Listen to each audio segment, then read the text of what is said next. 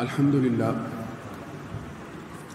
لله رب العالمين والعاقبة للمتقين والصلاة والسلام على نبيه الكريم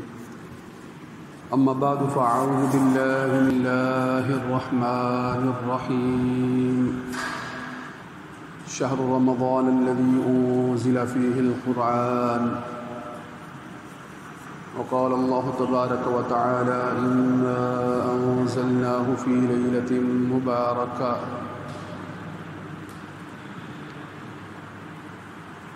وعن أبي هريرة رضي الله تعالى عنه قال قال رسول الله صلى الله عليه وآله وسلم من صام رمضان إيمانا واحتسابا غفر له ما تقدم من ذنبه. وعن أبو أيوب الأنصاري رضي الله تعالى عنه أن رسول الله صلى الله عليه وآله وسلم قال من صام رمضان ثم أتبعه ستا من شوال كان كصيام الدهر. وقال الله تبارك وتعالى إن الله وملائكته يصلون على النبي يا أيها الذين آمنوا صلوا عليه وسلموا تسليما. اللهم صل على سيدنا ومولانا محمد وعلى آل وأصحاب سيدنا ومولانا محمد وبارك وسلم عليه. سامعین محترم، ہم نے اللہ کے کرم سے، اللہ کی توفیق سے رمضان المبارک کے روزے رکھے، اور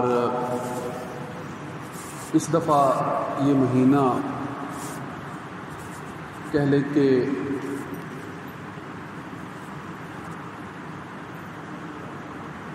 عدد کے اعتبار سے 29 روزوں پر مشتمل رہا. عدد کے اعتبار سے 29 روزوں پر مشتمل رہا. اور یہاں پر جب اعلان کیا گیا، عید کا اعلان کیا گیا، تو یہ بات لوگوں کے سامنے ایک تشویشناک بات تھی کہ عمومی طور پر جب عید کے اعلان کے حوالے سے اقدامات کیے جاتے ہیں، چاند دیکھنے کا اہتمام کیا جاتا ہے، رؤیت ہلال کمیٹی بیٹھتی ہے، تو پاکستان کے اندر چونکہ اس کمیٹی کو ایک طرح سے قضاء کی حیثیت حاصل ہے کہ وہی فیصلہ کرتی ہے رؤیت ہلال کا، اور اس کے مطابق جو ہے وہ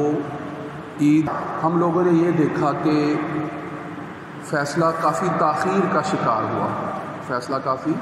تاخیر کا شکار ہوا، اور فیصلے کے اندر جو توقع تھی اس کے برعکس عید کا فیصلہ 29ویں تاریخ کو ہی کر دیا گیا. 29ویں تاریخ کو 29ویں روزے کے اختتام پر ہی جو ہے وہ کر دیا گیا، اور 30ویں روزے کو جو ہے وہ 30ویں روزے کی بجائے اس دن کو یکم شوال کا دن جو ہے وہ شمار کیا گیا، جو کہ عید کا دن ہوتا ہے، یکم شوال کا دن. اب جب یہ فیصلہ کیا گیا تو ایک عمومی رد عمل سامنے آیا، بڑے پیمانے پر رد عمل سامنے آیا، اور بہت سے لوگوں نے اس فیصلے کے اندر جو ہے وہ اس بات کو پیش نظر رکھا کہ محکمہ موسمیات کے حوالے سے چاند ابھی اتنا نہیں ہوا تھا کہ اس کو ظاہری آنکھ سے دیکھا جا سکے، لہٰذا ظاہری آنکھ سے عمومی طور پر بر صغیر پاک و ہند کے علاقوں میں جب دیکھنا ممکن نہیں تھا، تو یہ کیسے ہو گیا کہ چاند کو بغیر دیکھے ہی جو ہے وہ عید کا اعلان کر دیا جائے، یہ کیسے ہو گیا. لہٰذا بہت سے لوگوں نے اس پر بہت سے اعتراضات اٹھائے، اور بعض حلقوں نے جو ہے وہ اس کو ماننے سے انکار بھی کیا. لہٰذا اس حوالے سے تھوڑی سی تفصیل ہے جس کا سمجھنا جو ہے وہ بڑا ضروری ہے، تاکہ ہمیں کچھ نہ کچھ اپنے عمل کے اعتبار سے اطمینان حاصل ہو سکے. رسول اللہ صلی اللہ علیہ وآلہ وسلم کا فرمان عالی شان ہے کہ صوموا لرؤیتہ وافطروا لرؤیتہ، یعنی صوموا روزہ رکھو، لرؤیتہ چاند کو دیکھ کر، یعنی چاند دیکھ کر. رویت سے مراد ہے کہ روزہ چاند دیکھ کر رکھو، اور پھر دوسری دفعہ فرمایا کہ افطروا، یعنی افطار سے مراد کیا ہے کہ روزوں کے مہینے کا اختتام بھی چاند دیکھ کر کرو، افطار بھی چاند دیکھ، افطار سے مراد جو ہے وہ مہینے کے آخری دن کا چاند جب تم دیکھتے ہو، 29ویں شب کو یہ اہتمام کیا جاتا ہے، 29ویں شب کو اگر چاند نظر آ جائے تو مہینے کے اختتام کا جو ہے وہ اعلان کر دیا جاتا ہے، اور اگلا دن جو ہے وہ یکم شوال شمار ہوتا ہے، اور اس دن جو ہے وہ عید ہوتی ہے، وہ عید کا دن ہے، وہ عید کا دن ہے۔ اب یہاں پر رسول اللہ صلی اللہ علیہ وسلم کے اس فرمان کے مطابق چاند کے دیکھنے کی بڑی اہمیت ہے، چاند کے دیکھنے کی بڑی اہمیت ہے۔ اب چونکہ رویت کا لفظ استعمال ہوا ہے، اس کا مطلب ہے دیکھنا، سامنے نظر آنا، کسی چیز کا اپنی آنکھوں سے مشاہدہ کرنا، اپنی آنکھوں کے سامنے کسی چیز کو دیکھنا، سے مختلف مقامات پر، بلند مقامات پر جو ہے وہ کھڑے ہو کر دیکھنے کی کوشش کی جاتی تھی، اور آنکھ سے دیکھا جاتا تھا، اور اس کے مطابق جو ہے وہ اعلان ہو جاتا تھا۔ اگر آنکھ سے نظر آ گیا چاند تو اعلان ہو جاتا تھا، اگر آنکھ سے نظر نہیں آیا کسی کو تو پھر اعلان یہی ہوتا تھا کہ کل روزہ رکھا جائے گا، اور رسول اللہ صلی اللہ علیہ وسلم کے فرمان کے مطابق اگر جو ہے وہ 29ویں شب کو چاند نظر آئے تو تم اپنے 30 روزے پورے کر لو، اور اس کے بعد جو ہے وہ یکم شوال کا پہلا دن ہوگا جو عید کا دن شمار ہوتا ہے۔ یہ تھوڑی سی تفصیل ہے۔ اب یہ بات ذہن میں رکھیے گا کہ جب رسول اللہ صلی اللہ علیہ وآلہ وسلم نے رویت کے ساتھ روزہ رکھنے اور روزے کے ساتھ ہی روزے کو افطار کرنے کا حکم دیا ہے، امر کا صیغہ ہے، تو اس کا مطلب ہے کہ آنکھ سے دیکھنا بڑا ضروری ہو جاتا ہے، آنکھ سے، ظاہری آنکھ سے دیکھنا، اس کا گواہ بننے کے لیے اس کی شہادت وغیرہ لگانا، یا اس طرح کے جو آلات ہیں جن کے ذریعے سے مشاہدے کی معاونت ہوتی ہے، مشاہدے کی معاونت ہوتی ہے، ان آلات کی مدد سے کچھ معاونت ہوتی ہے، مگر عمومی تجربہ رہا ہے، یہی رہا ہے کہ جو آلات سے نظر آ رہا ہے وہ ویسے بھی نظر آ رہا ہوتا ہے، آلات سے تو صرف مزید واضح ہو جاتا ہے نا۔ اب آپ اگر دوربین لگا کر بھی دیکھیں تو جو اماوس کا چاند ہے، اماوس کا چاند یعنی اماوس کا جو وقت ہوتا ہے وہ وقت ہوتا ہے جب چاند نظر نہیں آ رہا ہوتا، چاند بالکل نظر نہیں آ رہا ہوتا، وہ یعنی مہینے کے اختتام اور اگلے مہینے کے شروع ہونے سے پہلے جتنی دیر تک چاند نظر نہیں آتا تو وہ چاند اماوس کی حالت میں ہوتا ہے، نہ نظر آنے کی حالت میں ہوتا ہے۔ تو پوری دنیا میں یہ ایسا ہی ہوتا ہے، یہ نہیں ہے کہ کہیں اماوس ہے اور کہیں نہیں ہے، پوری دنیا میں نظر نہیں آ رہا ہوتا ہے۔ پھر جب وہ نظر آتا ہے تو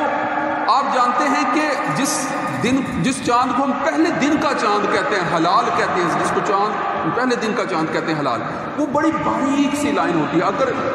29ویں کا وہ چاند ہے تو انتہائی باریک لائن ہوتی ہے، اور اگر 30 روزے پورے ہونے کے بعد کا وہ چاند ہے تو وہ جو ہے وہ چاند قدرے تھوڑا سا واضح اور موٹا ہوتا ہے۔ اگر 29 کا چاند ہے تو باریک ہوتا ہے، اور اگر 30 دن پورے ہو گیا تو وہ قدرے موٹا ہوتا ہے، اس میں جو ہے اس کو اور زیادہ آسانی سے جا سکتا ہے، جبکہ 29ویں کے چاند کو دیکھنا آسان نہیں ہوتا۔ مگر جب اس کو ہم دیکھتے ہیں تو چاہے باریک ہی صحیح، مگر روشنی کی باریک جو ہے وہ خنجر کی طرح کی جو ہے وہ دھار کی طرح کی لائن جو ہے وہ نظر آتی ہے، چاہے اس کو دوربین سے بھی دیکھیں گے تو وہ چمک کے بغیر نظر آئے گا۔ وہ ہلکی سی روشنی کی لائن جو ہے، جو چاند کی طرح کی لائن ہے، وہ دوربین سے بھی ویسے ہی نظر آئے گی۔ ہاں تھوڑی سی آپ کو جو ہے وہ دیکھنے میں سہولت ہو رہی ہوتی ہے، اس کا مطلب یہ نہیں ہوتا کہ وہ موجود نہیں ہے۔ اگر وہ موجود ہے تب ہی نظر آئے گی، اگر وہ موجود نہیں ہے تو ہو سکتا ہے کہ چاند کا شائبہ محسوس ہو مگر وہ باریک لائن نظر نہیں آئے گی۔ تو اس بات کو بھی جو ہے وہ پیش نظر رکھنا چاہیے کہ جو آلات ہیں وہ تو صرف سہولت فراہم کرنے کے لیے ہیں، وہ چاند کو جو ہے وہ اپنے وقت کے مطابق ظاہر کرنے میں کوئی ہمیں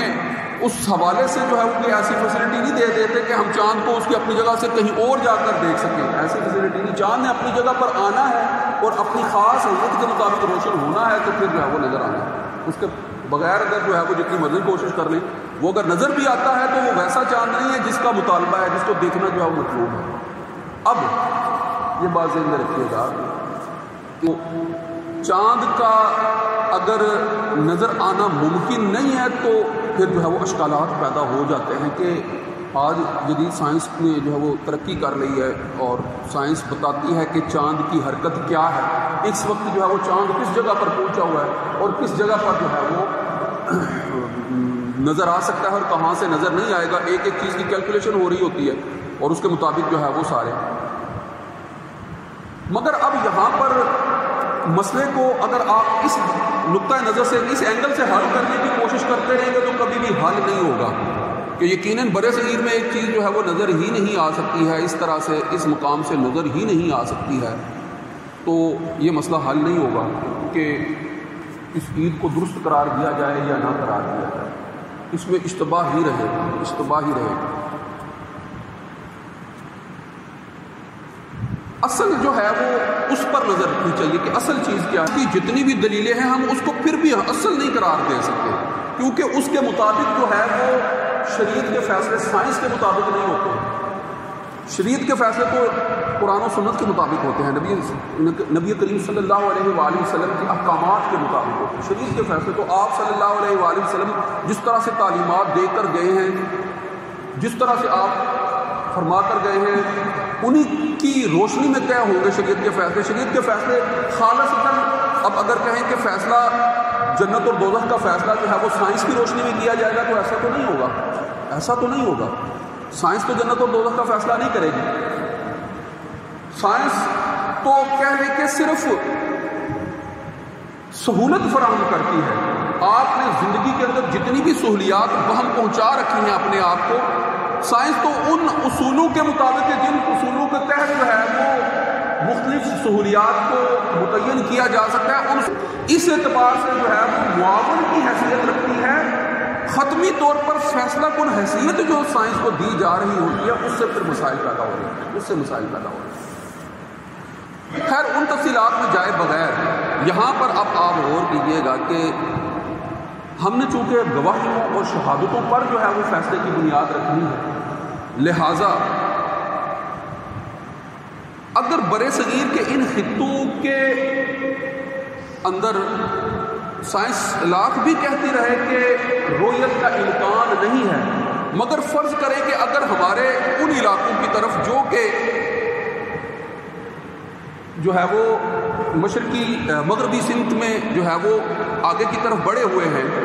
ان علاقوں کی سرحدیں جو ہیں وہ وسط ایشیائی ممالک سے آگے جو ہے وہ ان کی طرف جو ہے وہ بڑھ رہی ہوتی ہیں، اور وہاں پر جو ہے وہ جغرافیائی حالت بدل رہی ہوتی ہے. وہاں پر جغرافیائی حالت مثلا اب وہ مقبوضہ پاکستان ہی کے علاقے ہیں. اگر آپ جو ہے وہ بلوچستان وزیرستان کے کنارے کے علاقوں کی بات کریں اور جو ہے وہ پشاور یا اس سے آگے جو ہے وہ جتنے بھی علاقے ہیں ان کی بات کریں، سرحدی علاقوں کی بات کریں، ہیں تو وہ بھی پاکستان ہی کے علاقے. اور فیصلہ بھی جب پاکستان کے اندر ہونا ہے تو پاکستانی علاقوں کی اہمیت سے انکار نہیں کیا جا سکتا. پاکستانی علاقوں کی اہمیت سے اب اگر کوئی بنگلہ دیش کی بات کرتا ہے یا ہندوستان کی بات کرتا ہے اور وہاں پر جو ہے وہ چاند نظر نہیں آیا تو ٹھیک ہے، وہ اپنی جگہ پر درست بات کر رہے ہیں کہ انہوں نے اپنی کئی جن سرحدوں کو متعین کیا ہوا ہے ان سرحدوں کے اندر رہتے ہوئے ان کے لیے ممکن نہیں تھا. مگر ہماری سرحدیں جو ہیں وہ جن علاقوں تک پہنچتی ہیں وہاں جو ہے وہ اگر سائنسی اعتبار سے بھی دیکھیں تو کسی قدر امکان جو ہے وہ بھی جو ہے وہ نظر آ رہا ہوتا ہے، وہ بھی نظر آ رہا ہوتا ہے کسی قدر کہ یہاں سے وہاں سے جو ہے وہ امکان نظر آ رہا ہوتا ہے. اور ہمارے ہاں یہ بات عرصہ دراز سے جو ہے وہ رائج بھی رہی ہے کہ ان علاقوں کے لوگ جو ہے وہ رویت کے مطابق جو ہے وہ عید کے گواہ کے طور پر جو ہے وہ اس طرح سے فیصلے کرتے رہے ہیں کہ پاکستان کے باقی علاقوں میں تو عید نہیں ہو رہی ہوتی تھی مگر ان علاقوں میں لوگ عید کر رہے ہوتے تھے، تو یقیناً وہ رویت کو پیش نظر رکھتے ہی کر رہے ہوتے تھے. ہم جو ہے وہ امکان تو یہی ہے کہ وہ رویت کے بغیر جو ہے وہ عید نہیں کر رہے ہوں گے، ان کا کوئی اور نقطۂ نظر نہیں ہوگا اگر یہ. مگر ہوتا کیا رہا ہے کہ عمومی طور پر دور دراز کے علاقوں کی گواہیوں کا جو مجلس مشاورت، جو مجلس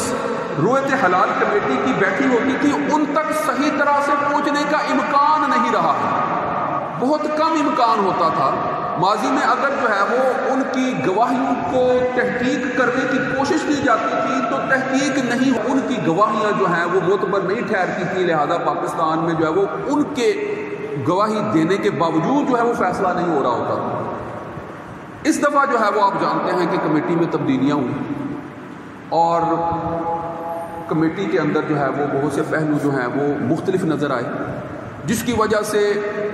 اب وہی گواہیاں جو پہلے سالوں میں جن وجوہات کی بنیاد پر تسلیم نہیں کی جا رہی ہوتی تھی، اب وہی گواہیاں جو ہیں وہ تسلیم کی گئی۔ یہی ہوا ہے نا، مثلاً سائنسی طور پر بھی، موسمیاتی حالات کے طور پر بھی، دیگر احوال کے طور پر بھی یہی کیا جاتا رہا ہے کہ جو ہے وہ کراس میچ کیا جاتا تھا، اور جو ہے وہ گواہیاں اگر جو ہے مستند ثابت ہو جاتی تھی، چاہے وہ گنتی کی چند گواہیاں کیوں نہ ہوں، ان کے مطابق ان کے فیصلے جو ہوتے رہے ہیں، یہ نہیں کہ ماضی میں روایت کے مطابق فیصلے، مگر اس دفعہ جو ہے اس بات میں جو ہے وہ شدید اختلاف رہا اور فیصلہ جو ہے وہ بڑی ہی تاخیر کا شکار ہوا، انتہائی تاخیر کا شکار ہوا، جس سے جو ہے وہ عامت الناس کے اندر جو ہے وہ، اور اس کے بعد جو ہے وہ مسائل نے جو ہے وہ ایک اور جو ہے وہ رخ اختیار کیا۔ لہٰذا اس دفعہ جو یہ تبدیلی واقع ہوئی ہے کہ فیصلہ جو ہے وہ جس بنیاد پر پہلے فیصلہ نہیں کیا جاتا تھا، جن گواہیوں کو جو ہے وہ تصدیق نہ ہو پانے کی بنیاد پر فیصلہ جو ہے وہ ترک کر دیا جاتا تھا اور جو ہے وہ عید کے 30 دن پورے کیے جاتے تھے، اس دفعہ جو ہے وہ ان گواہیوں کی بنیاد پر فیصلہ کیا گیا ہے۔ اب جب فیصلہ کر لیا گیا ہے تو اس کا مطلب کیا ہے؟ اس کا مطلب یہ ہے کہ جو حکومت کی طرف سے جو ہے وہ نمائندہ کمیٹی تشکیل دی گئی تھی، جو ادارہ تشکیل دیا گیا ہے، جس کی ذمہ داری ہے، جب اس نے فیصلہ کر دیا ہے تو اب حکومتی فیصلے کے اوپر اب اس کو صرف حکومتی فیصلہ نہیں سمجھا جائے گا، بلکہ اس مجلس کو، اس کمیٹی کو جو ہے وہ قضاء کی حیثیت جب حاصل ہے تو اس قضاء کے فیصلے کو جو ہے وہ تسلیم کرتے ہوئے عید منائی جائے گی۔ عید کو جو ہے وہ پھر اب مفروض نہیں کیا جا سکتا کہ بہرحال جو بھی گواہوں اور ان گواہوں کو تسلیم کرنے والوں کے اوپر ہوگی، اس ذمہ داری کے مطابق جو ہے وہ اتحاد امت کے مطلوب کو حاصل کرنے کے لیے، اپنے علاقے کے اندر انتشار کو جو ہے وہ پنپنے نہ دینے کے لیے فیصلہ جو ہے وہ اب کسی ایک مرکزی مجلس ہی کی جو ہے وہ تصدیق کے مطابق جو ہے وہ جب کر دیا گیا ہے تو اب سب اس کے اوپر جو ہے وہ کاربند رہیں گے۔ یہ مگر چونکہ اشکالات بہت ہیں، شکوک و شبہات بہت ہیں، لہٰذا شکوک و شبہات میں پڑنے کی بجائے وہ افراد ایک رائے کے مطابق جو ہے وہ اگر عید کو تسلیم کرتے ہیں اور اس کے مطابق عمل کرتے ہیں اور روزے کی قضا نہیں کرتے تو ایک رائے کے مطابق یہ فیصلہ بھی جو ہے وہ اپنی جگہ درست ہے، یہ فیصلہ بھی اپنی جگہ، کیونکہ اب جو ہے وہ اختلاف رائے ہو گیا ہے تو جس کے جو دلائل ہوں گے وہ ان دلائل پر اعتماد کرتے ہوئے عمل کرے گا۔ اب یہاں پر جو ہے وہ دو مکتب فکر جو ہے وہ تین مکاتب فکر کے اندر جو ہے وہ ایک مکتب فکر آج کے دن جو ہے وہ عید کر رہا ہے، آج کے دن عید کر رہا ہے، انہوں نے اپنے 30 روزے پورے کیے، کیونکہ انہوں نے جو ہے وہ اس فیصلے پر اعتماد نہیں کیا ہے، اپنے دلائل کی روشنی میں اعتماد نہیں کیا ہے کہ جس فیصلے کے مطابق جو ہے وہ اس فیصلے کو درست قرار دے سکے، لہٰذا ان کے اپنے دلائل کی بنیاد پر انہوں نے اس فیصلے کو رد کیا ہے۔ ٹھیک ہے، دوسرا مکتب فکر اس فیصلے کو منوعاً تسلیم بھی کر رہا ہے اور عید کو بر وقت ادا بھی کیا ہے، اور عید کے بعد جو ہے وہ کسی قسم کے روزے کی قضا کا بھی حکم نہیں دیا ہے۔ اور اگر آپ دیکھیں تو تیسری معتدل رائے یہ اپنی جگہ پر جو ہے وہ درست نظر آتی ہے کہ اگر جو ہے وہ اشکالات قوی ہیں، اگر جو ہے وہ اس کے اندر ابہامات قوی ہیں، حکومتی فیصلے کو پیش نظر رکھتے ہوئے، حکومت کے فیصلے کا احترام کرتے ہوئے، امت کے مجموعی مفاد کا احترام کرتے ہوئے، پاکستان کی اجتماعیت اور اتفاق، عید جو ہے وہ مجوزہ کمیٹی جس کو قضاء کی حیثیت حاصل ہے اس کے مطابق کی ہے، تو یہ فیصلہ جو ہے اس کے مطابق کرنے کے اعتبار سے متفق ہے ان لوگوں کے ساتھ کہ جو دن کی عید کو جو ہے وہ درست قرار دے کر اس کو جو ہے وہ کر رہے ہیں۔ مگر ابہامات اور اشکالات کی بہت بہتات ہو جانے کی وجہ سے انہوں نے ساتھ ہی یہ بھی کہہ دیا کہ ایک دن کا روزہ جو ہے وہ قضا کر لیا جائے، اس میں احتیاط ہے، اس کا مطلب یہ نہیں ہے، اس کا مطلب یہ نہیں ہے کہ وہ روزہ عید کے فیصلے کے خلاف جا رہے ہیں، وہ عید کے فیصلے کے خلاف نہیں جا رہے، بلکہ وہ احتیاط کو اختیار کرتے ہوئے ایک آخری روزہ جو ہے وہ بعد میں قضا کر رہے ہیں۔ اور یہ قضا جو ہے اگر کوئی کرتا ہے فرض کرے تو وہ یعنی آج جو عید کے بعد کا دن ہے اس دن سے لے کر اگلے رمضان سے پہلے تک جب چاہے وہ قضا کر سکتا ہے. اگلے رمضان سے پہلے جو ہے وہ اس کا قضا کرنا. اور اسی طرح وہ لوگ جو اعتکاف بیٹھے ہوئے تھے تو ایک دن کے اعتکاف کی قضا بھی جو ہے مسئلے کی تفصیل تھی جو آپ کے سامنے رکھ دی. تو اس میں اختلاف رائے ایسا ہی ہے اس معاملے میں، یہ ایک ضمنی معاملہ ہے، اس میں اختلاف رائے ایسا ہی ہے جیسا دیگر بہت سے فقہی معاملات میں ہوتا ہے، اور ہر مکتب فکر اپنے مکتب فکر کی اتباع میں اس کے مطابق عمل کر لیتا ہے. اس سے امت کو انتشار کی طرف لے جانے کی کوشش نہیں کرنی چاہیے. امت کے اتفاق اور اتحاد کو جو ہے وہ پیش نظر رکھتے ہوئے ضمنی فروعی مسائل کے اندر جو ہے وہ اپنے مکتب فکر کے مطابق جو ہے وہ عمل کر لینے سے معاملہ جو ہے وہ خوشفلی سے طے ہو جاتا ہے. آخر میں ایک حدیث جو ہے وہ آپ کے سامنے رکھتا ہوں جو کہ شوال کے روزوں سے متعلق ہے. میں نے شروع میں اس کا متن آپ کے سامنے پڑھا تھا کہ عن ابی ایوب انصاری رضی اللہ تعالیٰ عنہ کہ حضرت ایوب انصاری رضی اللہ تعالیٰ عنہ فرماتے ہیں کہ ان رسول اللہ صلی اللہ علیہ وآلہ وسلم قال کہ رسول اللہ صلی اللہ علیہ وآلہ وسلم نے فرمایا من صام رمضان، جس نے رمضان کے روزے رکھے، ثم اتبعہ پھر اس کے بعد اس کی اتباع میں ستم من شوال کے 6 روزے رکھے،